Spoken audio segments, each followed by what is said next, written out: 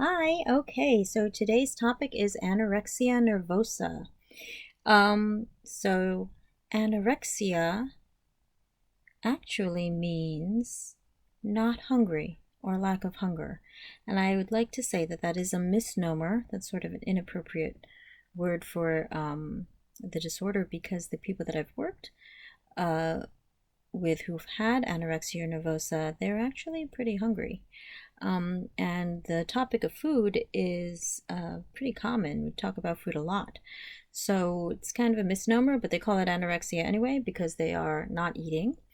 Um, and then nervosa means for psychological reasons. So as we'll see, you can have anorexia in, let's say, a situation where you're not eating. So for example, if you're having chemotherapy or if you're feeling nauseous, you have some other kidney or liver issues, and you're just not feeling well and you're not eating, they might refer to that as anorexia, but that is not anorexia nervosa, and that's not an eating disorder.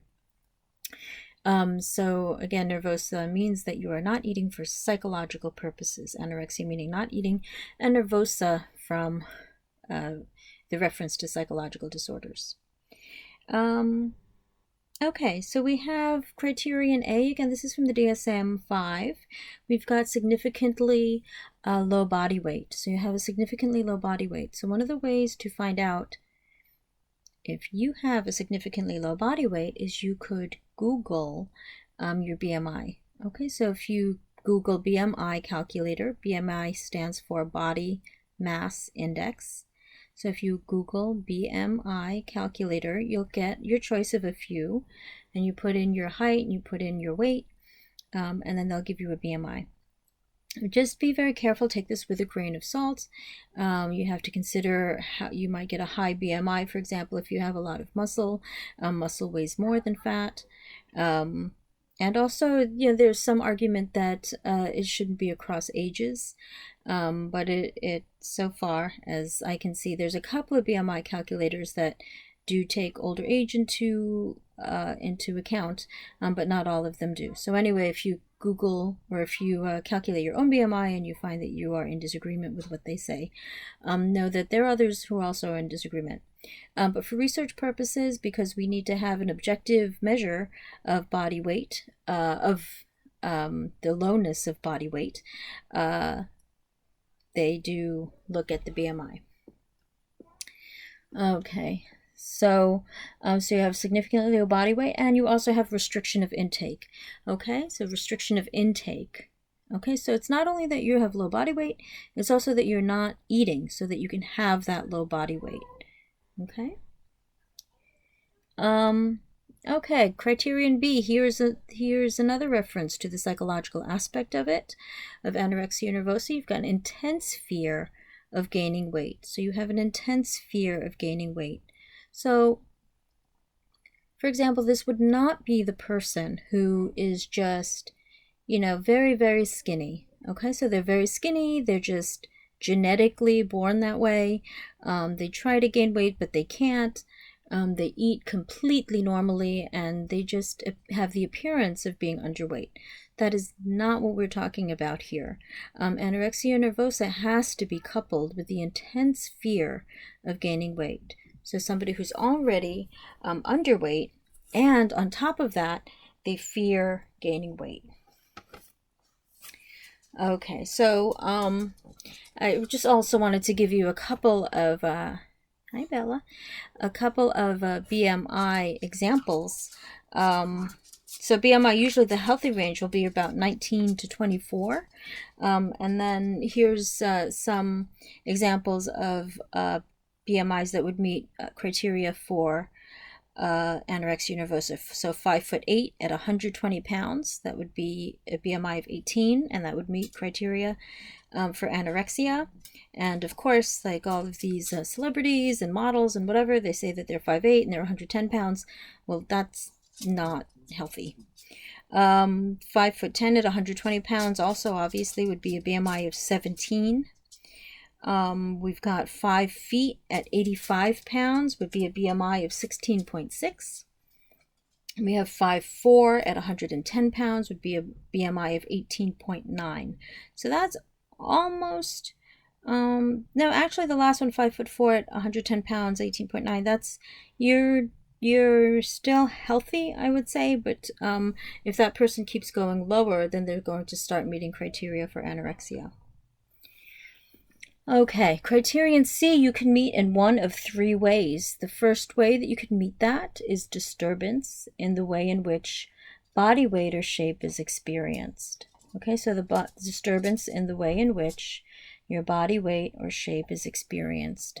So that means that, they're obviously very thin, they're underweight, and they keep saying, I'm fat, right? So they keep saying, I'm fat, my stomach sticks out, my butt's too big, I'm flabby, I'm thick, and it's just an inaccurate way of seeing yourself. You can also meet criterion C if you have an undue influence of body weight on self-evaluation. So undue influence of body weight on self-evaluation, right? So undue here means that it's excessive, okay? So too much influence of body weight on self-evaluation. Okay, most people, if you gain or lose a little bit of weight, it's not a big deal. But for people with anorexia, if they gain just a little bit of weight, they think horrible things like I'm a fat pig, I'm a loser, I have no self-control. And then they might do something like, only having an apple a day until they lose that weight that they think that they gained. And it might not even be that they gained that weight. It might be that they're either on a different scale, or that it's water weight, or that they're wearing themselves in a different outfit or at a different time of day. So we also have, undue influence of body weight on self-evaluation. And then we have the denial of the seriousness of the low body weight. So the denial of the seriousness of the low body weight. I'm going to give you an example of that. You want to say hi? So, okay. So the denial of the seriousness of the low body weight. So let's say somebody comes into your office and they weigh 65 pounds.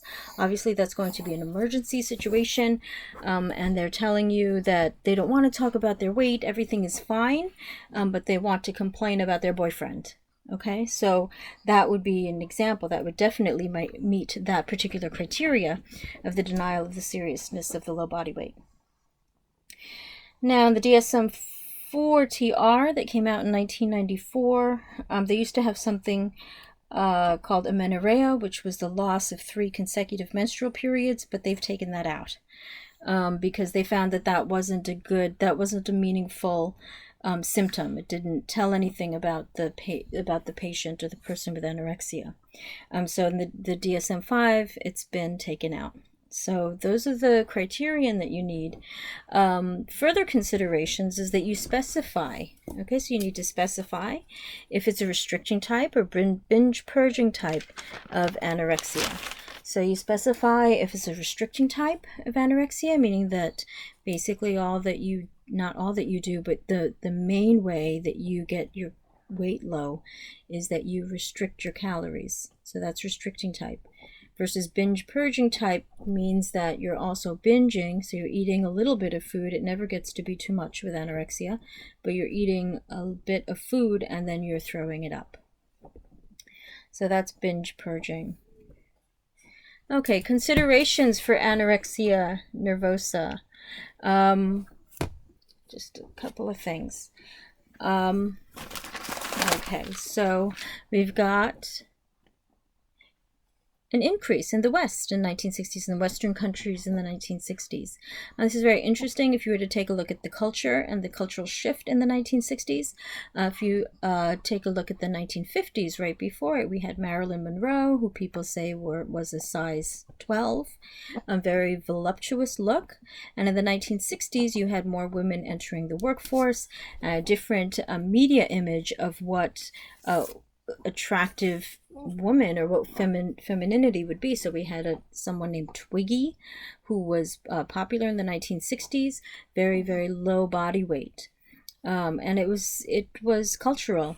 At the time, women were trying to enter the workforce, and so they were trying to show a different type of femininity, or maybe just no femininity, right? So women with less femininity, that's debatable. So it's for debate. So 90% females, okay? So 90% of the people with anorexia nervosa are female, but you do have males that have it. The females would typically be in a very competitive environment. Sometimes we see this with dancers, and we see this in a lot of competitive schools. This is usually a high achieving group. So you'll see it there. And again, you do see it in males. Sometimes you'll see it with males in sports. So I know that like in wrestling, people do wrestle by weight class. So there might be issues there. Although if it's not based on like the intention to be skinny or the fear of gaining fat, then there wouldn't be anorexia. We also see it in males with something called gynecomastia, which is breast development in males, and so sometimes they starve themselves in order to get rid of the breast development.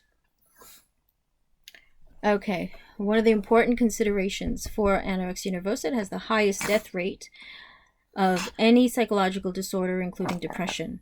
So it has the highest death rate. The death rate is 20%, which is tremendous. 20% is 1 out of 5, right? So you've got 1 out of 5 people dying of this. So this is why we're taking the time on this video to go through the criteria. So 20%. And particularly if there's drug abuse, then that is a particularly strong indicator of death in anorexia, especially suicide. I'm going to talk about something so serious, and my puppy is, I don't know what. So it does have the highest death rate of any psychological disorder. So please do keep that in mind. There is some overlap with OCD. So some overlap with OCD. Okay, so the people that I've worked with anorexia nervosa, they sometimes do have rituals, particularly around their eating, and they would meet criteria for OCD, but it doesn't go the other way around. Like a lot of people with OCD do not have anorexia nervosa, but a lot of people with anorexia do have OCD, so that is a distinction. Some of the rituals that I see in people who have anorexia, they might have rituals around their food. So for example, they have to drink a cup of water before they eat. So they have to drink a cup of water before they eat. And so what happens then is that they end up feeling fuller more quickly. And so they eat less, so they have to have that. Sometimes also they have to have the radio down low. They can't have any noises. Everything has to be quiet. And again, because if that's the only morsel that you're going to eat, you want to enjoy it and you want to really taste it because it's going to be it for the day. Other things, sometimes it's not related to food, but they might have OCD. Again, this can be a very high achieving group. So sometimes like everything has to be color coordinated with their notes. Everything has to be color coordinated with their notes and their post-its and their pen ink. And so those are examples of some overlap with OCD. Sometimes they also have like some accuracy of others. What I mean by that is they can take a look at somebody else. So I've had some people, with anorexia, they'll tell me, oh, that person has a perfect body, or that girl has a perfect body. And the girl that they're looking at has more fat than they do. And does have an attractive body. So they can see it in somebody else, but whenever they look at themselves, they're like unduly harsh, unnecessarily harsh. Another consideration is lanugo. Lanugo is like peach fuzz. It's like a fine layer of hair that grows around your body when you don't have enough fat. So it's protective. It keeps you warm because you don't have a layer of fat to keep you warm. Once they lose the weight, they do lose the lanugo though. So that could be something, to let them know if they're feeling very like hairy. It's going to go away once they gain the weight. Family therapy, someone named Salvador Minuchin. Salvador Minuchin is someone to look at for family therapy, basically. And family therapy is indicated for many, many disorders, because you don't want to work with someone and then have them go into a dysfunctional family and have their work completely undone. So family therapy works very well, especially because sometimes in a family, parents will look at a child and just focus on the child in order to take the attention away from their own problems. So family therapy can be very important and useful. We also have positive reinforcement, how this disorder can be maintained through positive reinforcement. Again, positive reinforcement is reward. So a lot of times when people start losing weight, everyone says, you look great, you look so amazing, you lost so much weight. And then it makes them feel like, you know, this is the way to be and this is the way to do, and I need to keep losing weight in order to keep that attention. And so when people start losing weight, people say, you look wonderful. But then when they start losing too much weight, sometimes too much of us, we're very quiet about that, because we don't want to say, well, you know, you lost the weight, but now you're kind of losing too much weight. So they just keep going and going, trying to get that attention back. The next disorder, it's not really the next disorder. Well, yeah, it is the next disorder. The next eating disorder is bulimia nervosa. What's wrong? So there's bulimia nervosa. Very rudely, bulimia nervosa means ox hunger, which is just kind of a crazy, strange name for it. But anyway, bulimia nervosa, again, is like like a lot of hunger. No more than other people, though, that would be going through what they're going through. And nervosa being for psychological reasons. Okay, so for this, the first criteria is binge eating. So what does binge eating mean? Okay, binge eating means that you're doing it for a long period of time. Binge eating means that it's a large amount. Sorry about that. It's a large amount. I have trying to figure out if my dog is okay. So it's a large amount of food, okay, in a discrete period of time. Because it's a large amount of food in a discrete period of time. Okay, so a large amount of food in a discrete period of time.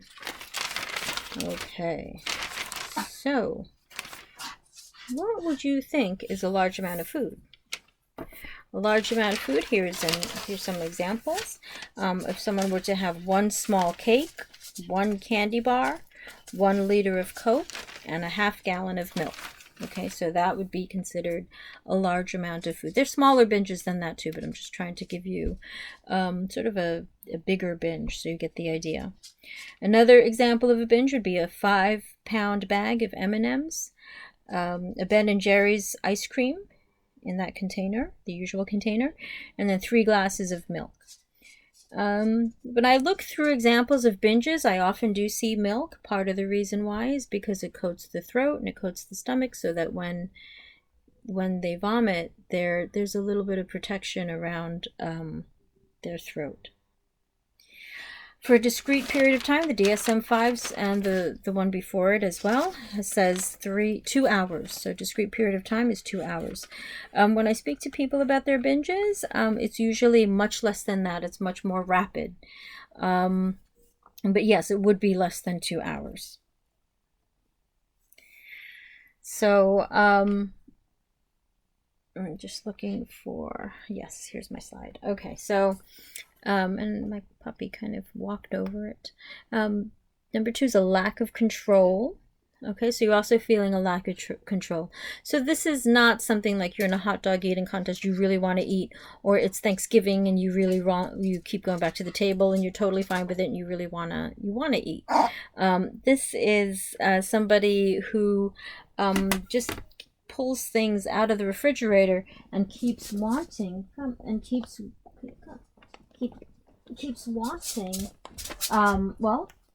eating despite and feeling like they don't have control. Okay, I don't know what she wants, but we'll be done with this in a couple of minutes. Criterion B is going to be recurrent inappropriate compensatory behavior. Sorry. So it's recurrent. So recurrent means recurring over and over again. Inappropriate, you'll see why it's inappropriate when I go through the examples. It's just not healthy. Compensatory. Ooh. Compensatory meaning we want to compensate.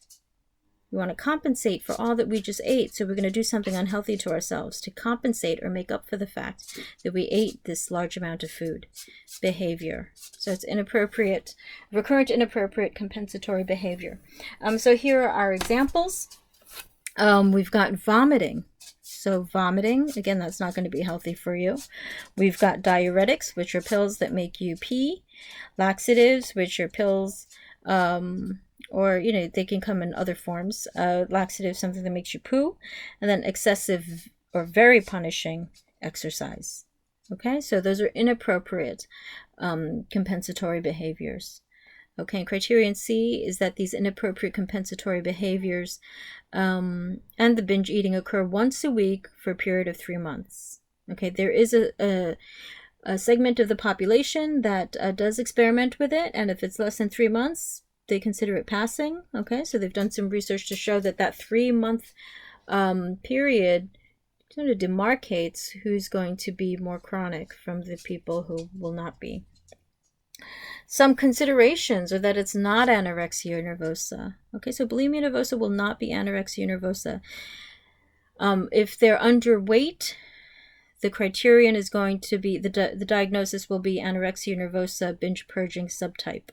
The reason why is because you want to call to attention that the person is underweight and binge purging, because that's particularly dangerous. Okay, so that's why we would diagnose it that way. We don't want to hide the low weight under a different diagnosis. Rotting teeth, again, from the stomach acids coming up. Okay, so you might notice that. A little bit more secrecy, or a lot more secrecy in bulimia nervosa than anorexia nervosa. Anorexia nervosa, there's almost like this sense of accomplishment from being able to starve yourself and having that level of intense discipline.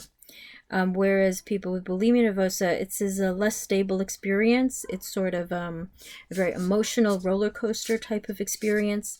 And there's a little bit of secrecy. Again, some people think it's because they feel like they're out of control, and that's not something they want to readily admit.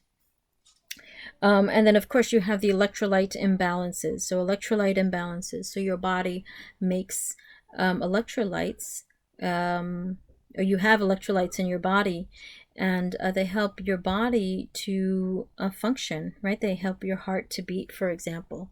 So some of these electrolytes, and your body doesn't make them actually, but sodium and potassium, right, are in your body, and this is why you sweat them out. But if you vomit, they also come out in your vomit. So this is why, like, if you're sweating a lot, people don't necessarily recommend it, but you know, this is why Gatorade will have electrolytes, so it replenishes that. Now, if you're vomiting, you lose those electrolytes. One case I know of, someone who had bulimia nervosa, she would drink Gatorade to replenish those electrolytes. But again, coupled with the secrecy, with some people who do not want to reveal that they have bulimia nervosa, they might get themselves into situations where they're unknowingly taking a substance that further depletes electrolytes, and then that could lead to extremely dangerous, even fatal consequences.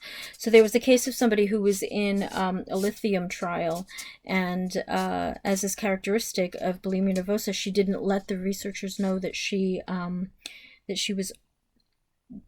had bulimia, and so they were giving her lithium, which further depletes electrolytes, and then combined with her bulimia nervosa, her electrolytes fell, and her electrolytes level fell, and she died during that study. So those are definitely all things to consider when we're just introducing the topic of eating disorders. Now we'll talk more in our usual meetings, and thank you for watching. I hope to see you soon.